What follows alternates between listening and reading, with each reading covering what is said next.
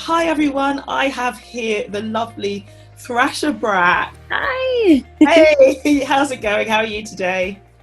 Surviving. Really excited to be here though. Triple F here is a great platform for myself to be able to connect with other DOMs and find more things in common. And there was something that you tweeted recently and I thought, oh, you know what, I really need to speak to her. And it's about actually being sort of like an outsider or an outlier with the community and what your take on community is and what your versions of community are, if you have any, and you know the advantages and possibly the disadvantages of being in and outside of the BDSM community.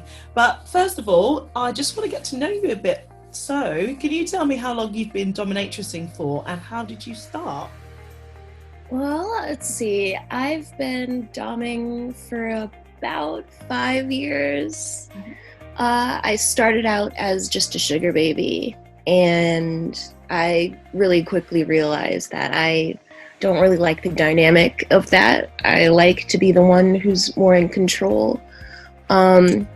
So I did some research and I found out about doming and fetishes and subs and stuff. So I just started posting ads on Craigslist. Rest in peace, the personal ads. And from there, yeah, it was just kind of a straight shot. I fell right into the groove of it. So what are your favorite fetishes to practice? Well, I really genuinely like financial domination, like the whole taking control of someone's entire income and giving them budgets and giving them, what do you call it, allowances from their own paychecks and stuff. Because, I mean, as a kid, I guess my parents would give me gifts instead of like other stuff. So, I mean, I guess money genuinely is my love language. So it kind of is really easy for me to, I guess, fit an entire dynamic, an entire relationship around money and kind of put the femdom aspects in around it. But aside from that, I just like humiliation in general. It feels good. Men are kind of gross. They piss me off a lot. I think a lot of femdoms would absolutely agree with you. And I think this is probably why we've ended up in this position, because we've been so disappointed with men, but now they have no choice but to obey and make us happy. And it's a great position to be in. Exactly. It's perfect. I finally found my niche. That's perfect. So you've spoken before about being an outsider to the femdom, findom, BDSM community. But first of all, I'd just like to ask what your interpretation is of the BDSM community. I think it's just like any other community. It has its ups and downs and goods and bads. You know, there's different kinds of people in it, and you just kind of have to find your people inside of the community.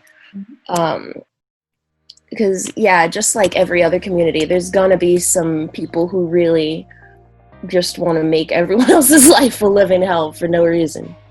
So you just got to be really careful about who you trust and talk to. But once you find the right people, you click, it feels great, it's amazing, you can collaborate. To you being an outsider and an outlier, does it actually make any significant difference to your BDSM experience?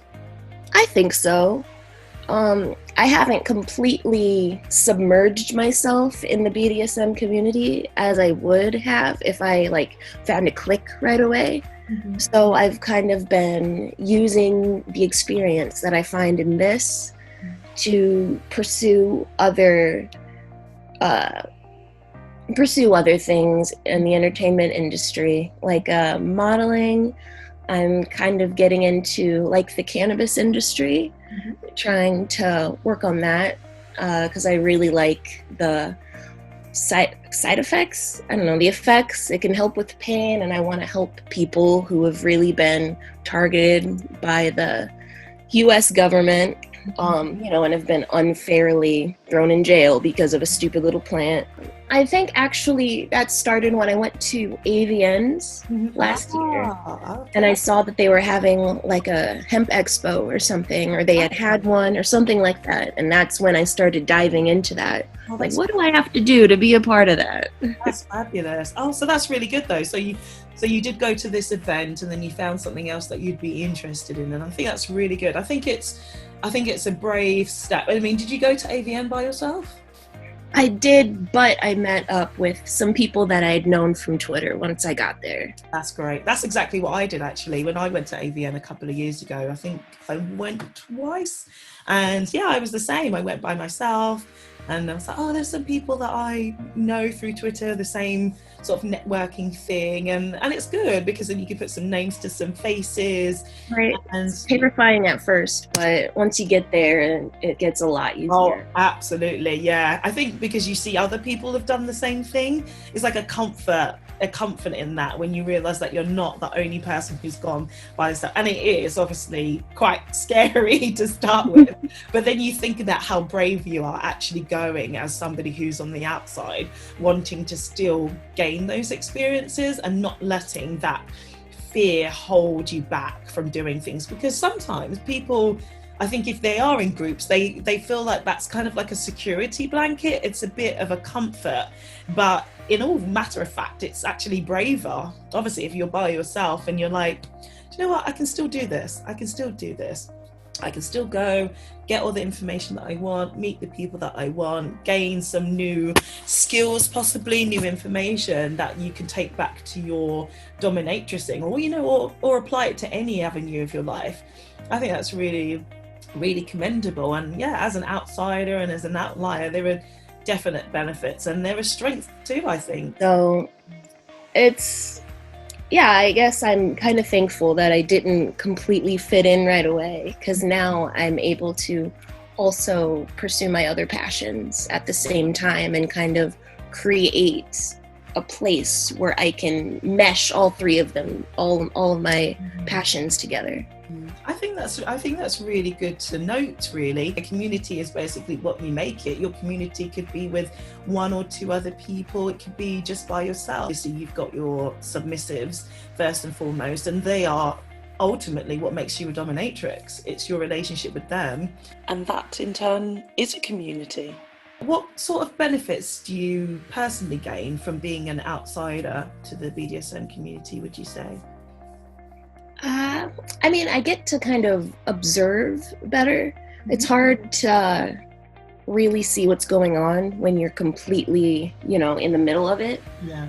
So it's given me the opportunity to kind of step back and see what works, what isn't working, what kind of makes the BDSM community not look good, what makes it look good, what do I want to dive more into, and especially with certain fetishes and practices going more mainstream. It's I think it's been really, really helpful to be an outsider, because there's with new people with mainstream attention comes an influx of people who just follow trends. And so I am really thankful that I'm not caught up in all of that. Yeah. All of the OnlyFans madness, and I can just kind of watch it happen from the outside. Yeah. And there's a lot of distraction, isn't there, really? I mean, especially if you're first and foremost financial domination, your focus is the money, right? It's what you want to gain financially, and there can be so much noise sometimes that you can get caught up in, if there's Domme drama going on, or if there's submissive drama, and then it's like, well, that's not actually adding to my bag. The fact that I'd spent this time talking about this other thing that's not really relevant, that's losing money. So it is good to be an outsider and an outlier, because you don't get caught up really in all that in that nonsense. But yeah, it's good to have that perspective, as you say, when you see other different platforms or things going on, you can have a better perspective rather than actually being so fully involved in something. It's like what's that saying, not being able to see the wood for the trees. So it's really a benefit, I think. I think if more people came to a comfortable place in accepting that they're not quote unquote part of the BDSM community, I think things would be a lot better for them. They would have less sort of, maybe, because I think you can get quite anxious thinking. I mean, I know that I felt this personally, is that I felt a bit anxious not being involved in certain things, even though it's not been my want to be involved. And from the beginning, I'd always said, you know, my focus was always money. But then when you see other people in groups and things, you just think, oh, why am I not in a group? I want to do that. That looks fun. Am I supposed to be fun? Yeah. But then when I got into groups, I'm like, oh, do you know what? I actually don't find this that fun, because it's can I go home now? It's like there's a lot of gossip going on, and I just personally, as to say, want to focus on the money. I want to be around people who are, you know, have the same focus and drive as I do. And that's how I've managed to actually make my own communities, actually through these conversations. So it's been a different process for me personally. And yeah, when I saw what you were tweeting about, I thought, oh, you know, I feel exactly how you feel about it. And I wanted to speak to you because I was hoping that, you know, us having this conversation would maybe empower you to think, do you know what, it's good that I'm like this, because I am focused on what I'm doing. And as you said, you've got your other businesses going on. So what would your advice be to people who find themselves as being an outsider to the BDSM, FinDom, Femdom, whatever kind of community that falls within fetish? What advice would you give them? I would say just keep being super weird. And because I mean, weird people are awesome. And eventually you'll find your tribe. Like, it's kind of starting to happen with me. Like, when you messaged me, I was so thrilled. I was like, oh my god, okay. Thank you so much. I think it's important though, isn't it? It's like, if people share their vulnerabilities and share their opinions and feelings about things, there will always be somebody watching that you don't necessarily expect sometimes. I think it's really important to, yeah, just let guards down a little bit. Definitely. I've really been trying to be more authentic, because for that very reason, because it's, you know, there's more power in being really vulnerable and authentic and genuinely finding people you connect with, rather than just on the surface saying, oh yeah, this is who I should be with, so this is where I am, this is what I'm doing. So do you practice more online? Are you more of an online dominatrix than an offline one? I was offline a little bit more before COVID, but obviously during COVID I've become more so online. Okay. Just did you have an offline community then, or not really? I just kind of went to like bars with I have a friend who's a sugar baby, and we would just kind of go there and see what happens. That's pretty cool. Yeah, for me personally, I think I've only made, like, I have two friends who I could say are genuinely good friends, where we've been round to each other's houses, you know, been on holidays and things like that. Only two friends. And yeah, that's enough for me. That's enough for me. I haven't really felt like I've needed to have so many people around me. I just didn't feel like it was necessary, or something was missing. So it's interesting, I think, to address the fact that there is obviously an offline community and online community, and how those things are very, very different. I mean, if you obviously work in a dungeon, you have the dominatrices there, you have maybe the regular submissives there, so it's probably a lot easier because you see the same faces and you get to know the people. But having the online experience, obviously you don't fully know people's personality. You can only get that through text, and then obviously a lot of emotion is lost, and a lot of understanding is also lost. So it's actually really quite difficult to get to know people to the core, to actually call them your confidants, I'd say. Sometimes, I think it's a bit tricky. You can have people obviously that you connect with and confide with, but I think having greater expectations, it's a little bit tricky to navigate, I think. I don't know, what do you think about that? I definitely agree. I actually recently had to move out of a living situation because some people I really thought were my friends just turned out to not be who I thought they were. And they were getting in the way of my business, which is a big no-no. And so I had to chop it off, saying, never mind, goodbye. Good for you, good for you. You come first.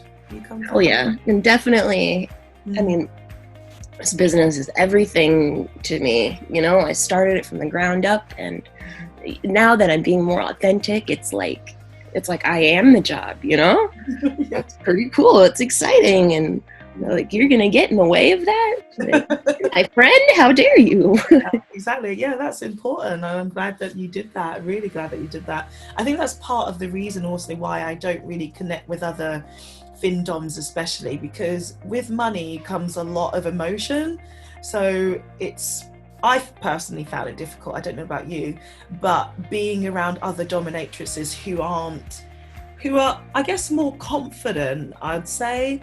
And I don't want it to come across too bad, but there's obviously potentially a lot of money to be made in financial domination. So when someone's doing like super well and taking a lot of money, and someone else is not perhaps doing so well, it can rock people's confidence a bit.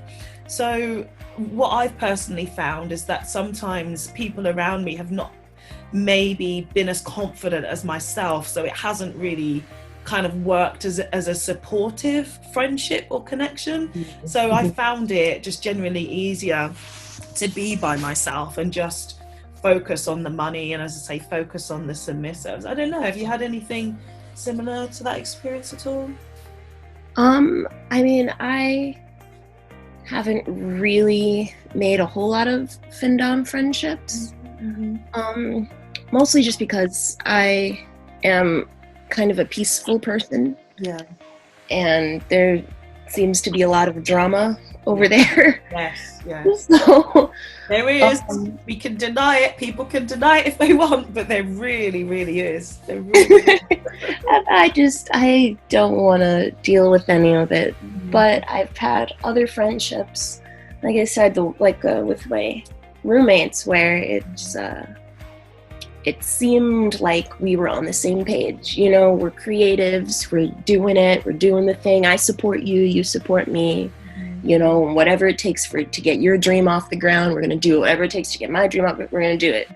And then, I don't know, people just didn't have my back the way I had theirs, which is it's jarring, because I consider myself a very loving person. I'll do anything for the people I really care about. Yeah. And when I don't get that same treatment back, it's like, whoa.